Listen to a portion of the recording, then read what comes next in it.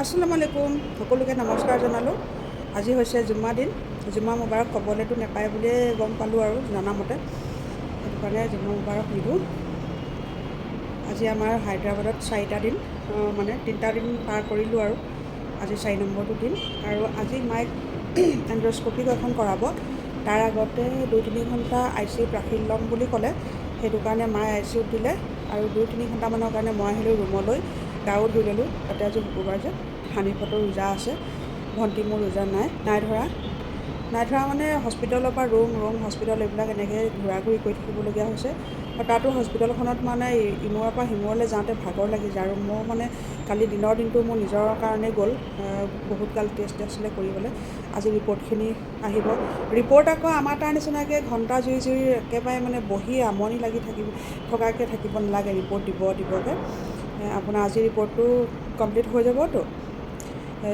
যিটো মেচিনত মানে নিজৰ ৰিপৰ্ট নিজে উলিয়াই ল'ব পাৰে, তাতে প্ৰথম দিনাখন পেচেণ্টক যেতিয়া মানে পেচেণ্টৰ ৰেজিষ্ট্ৰেশ্যন ৰেজিষ্টাৰ কৰোৱা হয়, তেতিয়া তাৰপৰা OTP এটা আহে। এই OTP আৰু পেচেণ্টৰ ফোন নাম্বাৰটো দি দিব লাগে। তাৰপাছতে ৰিপৰ্টখিনি নিজেই উলিয়াই ল'ব পাৰি মানে। সেইটো কাৰণে মানে বহুতখিনিয়ে ইয়াত মানে বহুতেই সুবিধা পাইছোঁ। সেইটো কাৰণে ঘণ্টা জুৰি ৰখি থাকিবলৈ আকৌতো ডক্টৰক দেখুৱাম বুলি দিনৰ দিনটো লেবেজান হৈ বহি থাকিবলগীয়া একেবাৰে হোৱা নাই। সেইখিনিৰ পৰা মানে বহুত ভাল পাইছোঁ। আৰু আজি ৰিপৰ্ট কালি ভাইটিয়ে 2টা ৰিপৰ্ট উলিয়ালে মোৰ। তাৰপিছত লং ভিডিঅ'ত মই ৰিপৰ্ট ওলোৱা মেচিনটো আৰু নিজে পেচেণ্টক এডমিট কৰিব যাওঁতে যে ৰেজিষ্ট্ৰেশ্যন কৰোৱাই, হস্পিটেলৰ মানুহে নকৰালেও হয়, নিজে কৰি ল'ব লাগে, মেচিনটোতে চব হৈ যায়। লং ভিডিঅ'ত আপোনালোকক দেখুৱাইছিলোঁ সেইটো। আৰু কালি ভাইটিয়ে ৰিপৰ্ট মানে 2টা ৰিপৰ্ট মোৰ আনিলে, সি নিজে উলিয়াই ল'লে ৰাতি 8টামান বজাত। আৰু আজি মানে ব্লাডৰ আৰু CT স্কেন এখন কৰাইছিলে মোৰ। সেই 2টা ৰিপৰ্ট মানে আজি 11টা বজাত দিব। ভাইটিয়ে হস্পিটেলতে আছে, সি উলিয়ালে চাগে। আৰু যদিহে নাই ওলোৱা তেনেহ'লে মই আপোনালোকক সম্পূৰ্ণ দেখুৱাম, আৰু যদিহে ওলোৱালে তেনেহ'লে দেখুৱাব নোৱাৰিম। আৰু আমাৰ তাত জুম্মা নামাজ 11:30 হয়, ডিব্ৰুগড়ৰ ফালে 12:30 হয়। আৰু ইয়াত হায়দৰাবাদত জুম্মাটো 1:30 বজাতহে হ'ব বোলে। এতিয়া লাহে ধীৰে আমি ওলাই গৈছোঁ।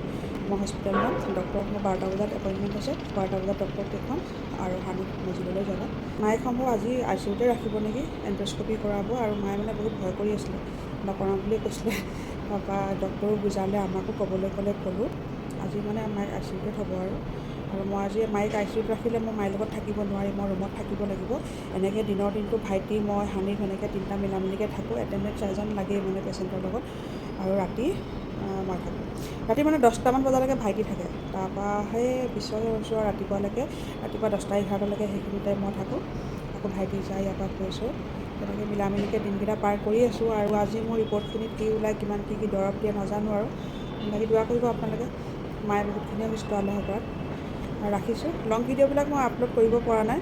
ইয়াত মানে 5G নেট, 4G নেটৰ একো কামেই নাই। 4G মোবাইল, 4G নেটৰ একোৱেই কাম নাই।